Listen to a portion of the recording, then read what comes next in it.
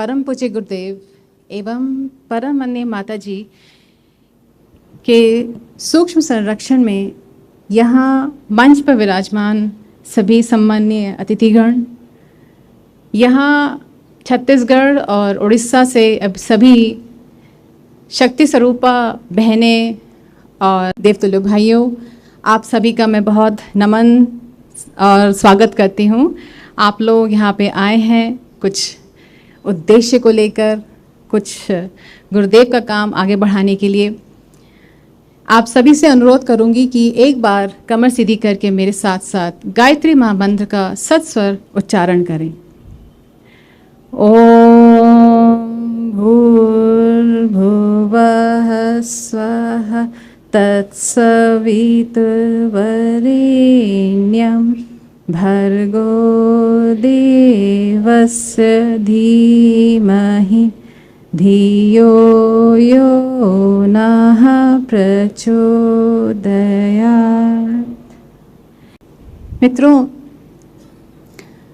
देखिए, परम पूज्य गुरुदेव ने एक एक आत्मा को जोड़कर इस अखिल विश्व गायत्री परिवार की स्थापना करी और उसके लिए उन्होंने अपना संपूर्ण जीवन समर्पित कर दिया।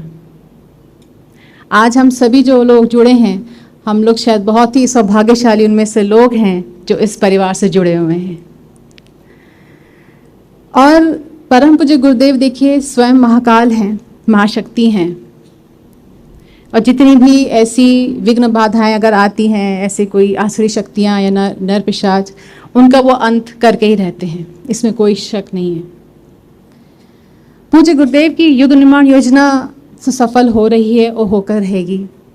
और गुरुदेव की विचार क्रांति अभियान को सफल बनाने के लिए विश्व के सभी लोग संगठित होकर, एकत्रित होकर पूज्य गुरुदेव की विचार क्रांति को जन जन तक पहुँचाने का कार्य कर रहे हैं। और मनुष्य में देवत्वोदय और धरती पर स्वर्ग का अवतरण भी हो रहा है।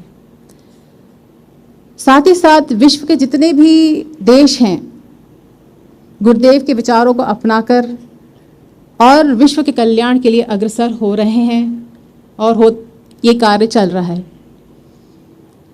तो युग निर्माण योजना इतनी बड़ी योजना है, इसका उत्तरदायित्व हम सबके कंधों पर गुरुदेव ने सौंपा है।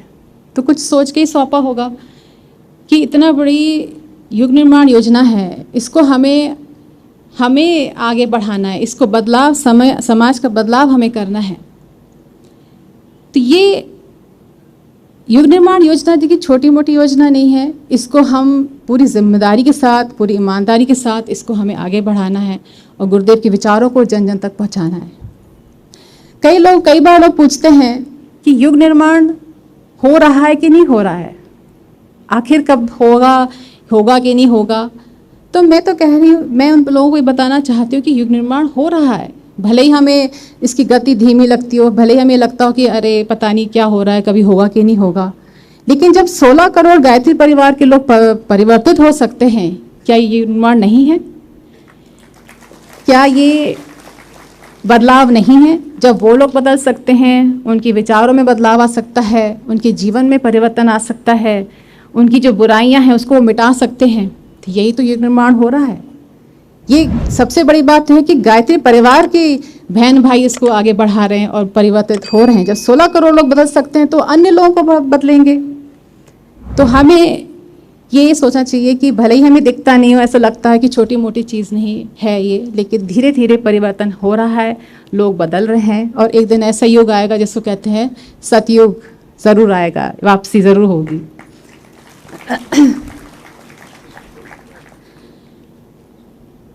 तो मित्रों,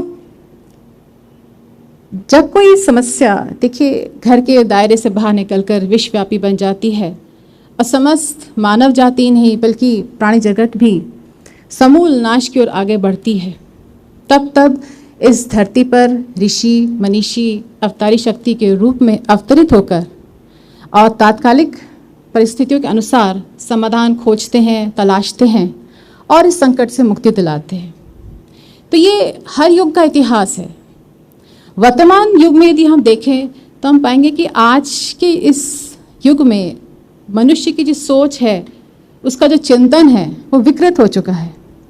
तो उसी का परिणाम है कि आज जो समस्त मानव जाति और प्राणी जगत विनाश की ओर आगे बढ़ता दिखलाई पड़ता है। तो इसी के लिए ही, जैसे मैंने कहा, परम पूज्य गुरुदेव ने युग निर्माण योजना बनाई। युग निर्माण योजना के माध्यम से विचार क्रांति अभियान का सूत्रपात किया और युग निर्माण योजना के अंतर्गत सब सूत्रीय आंदोलन की रूपरेखा हम सबके सामने रखी।